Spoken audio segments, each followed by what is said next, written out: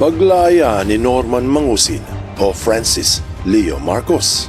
Ikinagalak ng kanyang mga supporters pero ikinabahala ng mga OFWs. Ang inilabas na video matapos ang pagpiyansa na nagpakumbaba at humingi ng kapatawaran ay tumama na naman sa puso ng taong bayan. Magabagdamdami ng pahayag, nakakaiyak ang mensahe.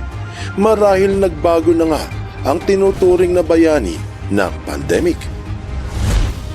Siguradong magugulat ka sa malalaman mo na ayon sa mga pag-aaral, ang mga taong may karamdaman sa kanilang amygdala ay hindi na gumagaling. Mayroong mga naniniwala at marami din namang naghihinala.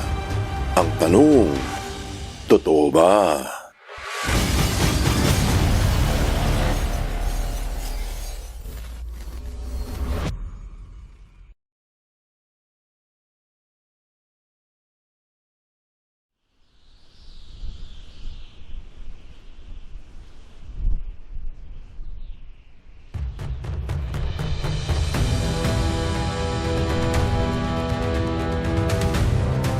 Naging sentro ng talakayan sa social media, kahit sa mainstream media, ang pag-aresto kamakailan lang sa tinuturing na nooy bayani ng pandemya. Marami ang nagsabi na sa wakas ay narinig ang hinaing ng mga OFWs na nagabot ng libo-libong dolyares kay Mangusin upang tumulong sa kapwa Pilipino sa kasagsagan ng pandemic. Pero ang akusasyon ay imbis na mapunta sa kamay ng mahihirap, isiniwalat sa SOCMED na ang salapi ay naging puhunan sa sugal. Yung iba ay binulsa, pinambayad sa renta at ginamit sa maluhong pamumuhay. Sa tulong ng maraming vloggers, naibulgar ang kanilang kutob. Patong-patong na kaso ang inihabla laban sa self-confessed prinsipe ng Cordillera. Pero kung isa ka sa natulungan ni FLM, sigurado, ikalulungkot mo ang kanyang sinapit. Sa loob ng maraming taon, nagpamala si Norma ng kakaibang galing. Galing sa paghihikayat ng mga nakikinig. Kaya kanyang maawa, kaya kanyang magalit, kaya kanyang palungkutin sa oras na nais niya. At kung panonoorin ang inilabas nitong video matapos makapagpiyansa, siguro bulag ka na lang kung hindi mo ito mapapansin. Marami ang nadala sa pahayag ni Mangusin. Pero marami din ang naghinala na ito ay isa lamang pagmamanipula sa damdamin ng iba.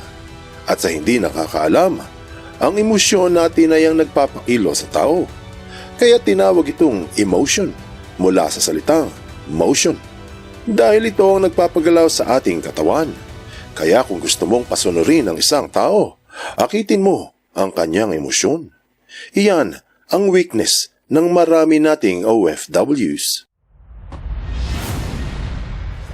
May mga taong nagtataglay ng kakaibang galing sa pagmamanipula ng damdamin. Isa ito sa mga katangian ng tinaguriang narcissist. Ito yung may mga sakit sa amygdala. Ang amygdala ay bahagi ng utak na gumagana para tayo ay magkaroon ng ilang emosyon, katulad ng pagkaawa sa iba at konsensya sa ginawang pagkakamali. Sa brain scan makikita iyan ng mga neurologists kung madalang ang daloy ng dugo sa mga parte ng utak na may kinalaman sa emotion. Kapag hindi gumagana ng maayos ang amygdala, nagkukulang sa activity ang ilang bahagi ng utak at ang resulta ay nawawala ng kakayahan ng tao na maawa sa kapwa. Humihina ang kanyang empathy. Hindi ba iyan ang paratang ng marami laban kay Mangusin? Sa video ni FLM, bubuksan natin ang kanyang amygdala. Kung ito nga ay taos-pusong nagsisisi. Heto ang kanyang sinabi. Ay talaga pong masakit nga naman po na sa ganong kababaw po lang na kaso, ako po ay para pong mahatulan na isang kriminal. Ako po ay may pagkakamali na hari at tama naman po yung ginawa nila na ako ay hulihin. sapagkat yun naman po ay bahagi ng kanilang trabaho. Ngunit po yung ako naman po ay ipinahiya nila na para bagang dinalupan na ho nila ako ng buhay. Ayon kay Mangusin, sobrang baba ng klase ng kaso para hatulan agad siya. Ibig sabihin, hindi makatarungan ang ginawa sa kanya. Sa ganong kababang uri ng kaso nga naman, hindi tugma yung kanyang natamo. Pero sinabi niya na siya ay may pagkakamali. Iyon naman pala, umamin din. Pero may dinagdag siya at sinabi, Ako po ay may pagkakamali. Maaari. Maaari daw siyang nagkamali o posible na siya ay nagkamali. Hindi niya sinabi na mali ang ginawa niya, maaari lang. Nagpatuloy ito at sinabi na tama yung ginawa ng kapulisan na hulihin siya. Pero kung ma-violate at bumawi, sinabi na yun ay bahagi ng kanilang trabaho kahit hindi nila alam ang katotohanan. Tila hindi ito umamin na may mali siyang ginawa. Sa makatuwid, sinabi niya na sa mababang klase ng kaso ay pinahiya siya ng kapulisan. Mahirap sabihin na siya ay nagsisisi kung ayaw niyang umamin na siya ay nagkamali. Hindi ba ang first step ng repentance ay acknowledgement? Sa katunayan, sa buong video hindi niya sinabing mali ang kanyang ginawa. Paulit-ulit niyang sinabi na kung siya ay nagkamali sa pananaw ng kapulisan, kung lang. Kasing tulad ito ng ugali ng mga narcissists na hindi umaako ng pagkakamali. Dahil sa hindi gumagana ang kanilang amygdala, hindi nila nauunawaan na ang kanilang galawan ay nakakasakit ng damdamin, kaya hindi nila kailangan na magsisi. Kung pupunta ka sa mga website hinggil sa narcissists, isa lamang ang kanilang sinasabi hinggil sa pag-ako sa ginawang mali. Sa Surviving Narcissist UK, ang sabi, no accountability. The narcissists escape from responsibility. Mahilig daw ang mga itong tumanggi ng responsibilidad sa maling ginawa. Tapos sa Psychology Today, ang sabi, lack of accountability is also a common problem with narcissists. Karaniwang problema daw nila ang hindi pag-ako sa pagkakamali. Sa Sentient Counseling, binanggit din na gumagamit ng Darvo method ang mga narcissists para tumanggi sa responsibilidad. At ang sinisisi ay ang iba. Ang Darvo method ay acronym para sa Deny, Attack, and Reverse Victim and Offender o pagbabaliktad ng sitwasyon. Sila palagi ang biktima at ang iba ay ang may kasalanan. Para ho doon sa mga kapulisan, hindi na po ako magkakaso sa inyo. Pinagpapasa Diyos ko na lang ho.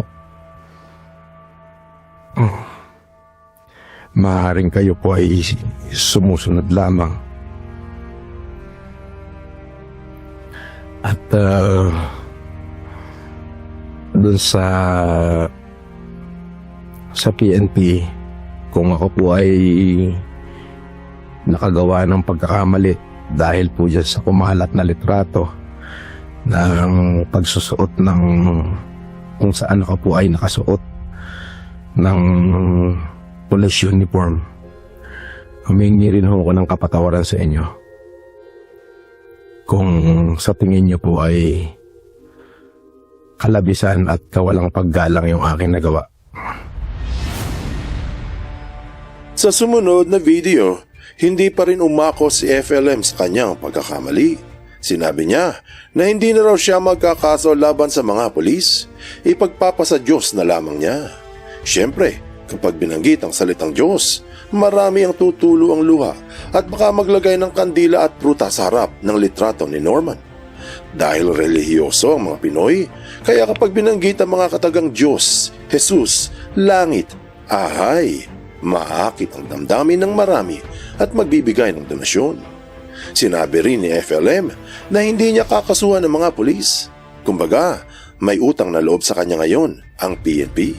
Dapat siguro ay magpasalamat sila sa kabutihan ni Norman at hindi na siya magdedemanda. Kumbaga siya ngayon ang may hawak ng alas.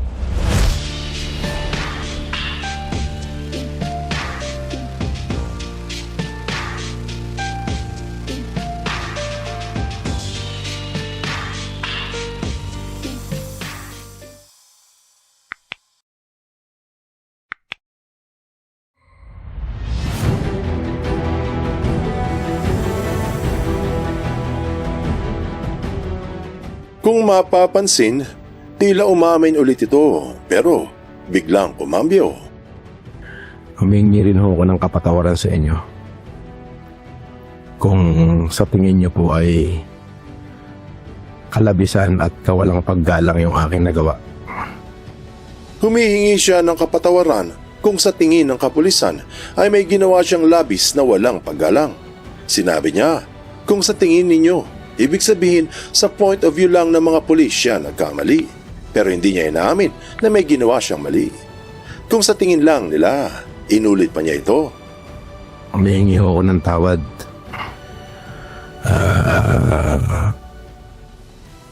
Sa mga taong offend ko. Mahirap hong isuko ang karapatan. Yung karapatang mabuhay. Yung karapatang tratuhin tama. Hindi ko siya kayang isuko eh.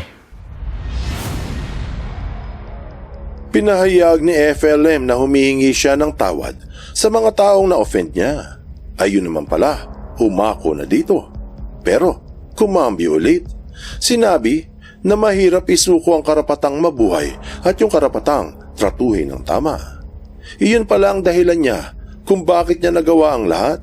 Meron palang banta sa kanyang buhay at merong nagmaltrato. At hindi niya raw ito pwedeng isuko o hayaan na lang na siya ay ganunin. Hindi pala nagsisi, nangatwiran lang, nag-rationalize tapos ay nag-justify. Para sa kanya, wala talaga siyang kasalanan dahil pinagbantaan siya at minaltrato. Kumbaga, tama lang ang kanyang mga sinabi at ginawa sa social media. Kasalanan pala ng iba, siya ang bida at sila ang mga kontrabida. Doon po sa mga miyembro ng kapulisan na naging kabahagi ho nung pagpapahiya ho sa akin. Hindi na po ako magsasampa ng demanda sa inyo. Pinatawad ko na ho kayo. At sa PNP po, kung kayo po ay sa tingin nyo nakalabisan ho yung aking ginawa doon sa nakumakalat na pagsusuot ko ng uniforme, patawarin nyo ho ako. Wala ho akong masamang intensyon doon. At kung naman ho yung karampatan na kaso o parusa na ipapataw niya sa akin, ay haharapin at tatanggapin ko po.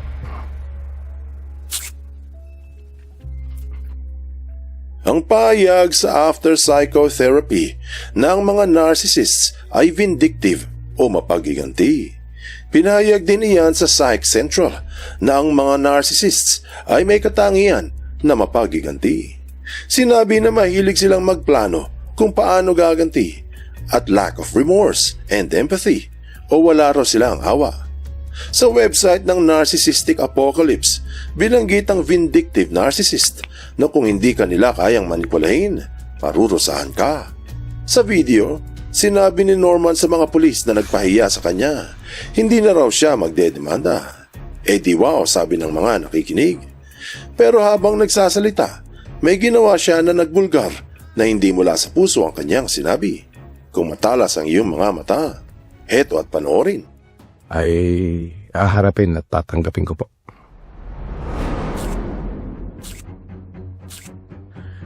Ay haharapin at tatanggapin ko po.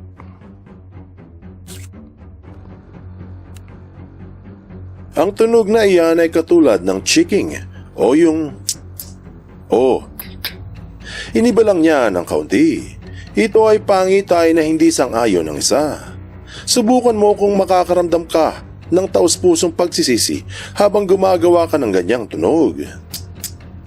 Ang chiking ay senyales ng disapproval o hindi sang-ayon si Norman sa ipapataw na paratang sa kanya. Bagamat sinabi niya na haharapin ang kaso, pero hindi siya sang-ayon. Ibig sabihin sa kanyang pananaw, wala talaga siyang ginawang pagkakamali. Paano ngayon masasabi na siya ay nagsisi kung ayaw ngang umamin, let alone magbago ng ugali? Iyan yung lack of accountability hinggil sa mga taong merong sakit sa amygdala o yung mga may narcissistic personality disorder. Kung ayaw mo pa ring maniwala, heto at tanggalin natin ang audio at panoorin mo kung mukha ba siyang nagsisisi.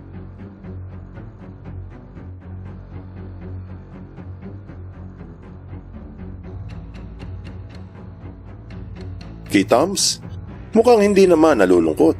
Walang makikitang dalamhati. Walang repentance. Mukhang pagod lang dahil hindi nakatulog sa kulungan. Kung hindi pa natin narinig ang mga sinasabi dito ni Norman, mukhang nagsasalaysay lang naman.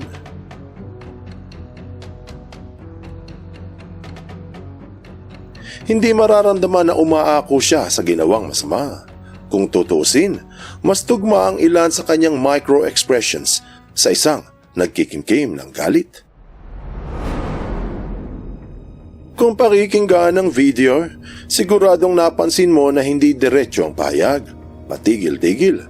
Pagtapos ng isang pangungusap, titingin sa kaliwa, sa kanan, sa ibaba at sa itaas. Ibig sabihin niyan, ina-access niya ang kanyang frontal lobe o yung bahagi ng utak na nasa itaas ng mata. Yun ang gumagana kapag nagkakalkula ang isa. Marahil sinisigurado ni Norman na hindi siya magkakamali sa kanyang sinasabi. Processed ang kanyang pahayag o pinipiling mabuti. Siyempre wala namang masama doon. Subalit kung matalas ang iyong mga mata, makikita mo kung saan siya nakafocus. Sa reflection ng kanyang salamin, mapapansin na panay ang tingin niya sa screen ng kanyang cellphone. Minomonitor niya ang itsura ng kanyang muka sa harap ng kamera. Anong aral ang mapupulot dito? Ayon sa mga pag-aaral, hinggil sa mga may sakit sa amygdala o yung may mga narcissistic personality disorder, bihira ang rehabilitation. Ibig sabihin ay, hindi sila magbabago. Kung may ganitong karamdaman si Mangusin, ang inilabas niyang video, datapwat tila mapagkumbaba at humingi ng kapatawaran, ay maaaring isa na namang pagmamanipula. Makikita na hindi ito umako ng pagkakamali. Walang acknowledgement, walang repentance. Hindi batang sabi. Good men are bound by conscience and liberated by accountability. Buksan mo ang iyong isip at hayang lumalim pa ng lubusan ng iyong pangunawa sa mga kasaysayang kapupulutan ng maraming aral. Tandaan, katotohanan ng susi sa tunay na kalayaan.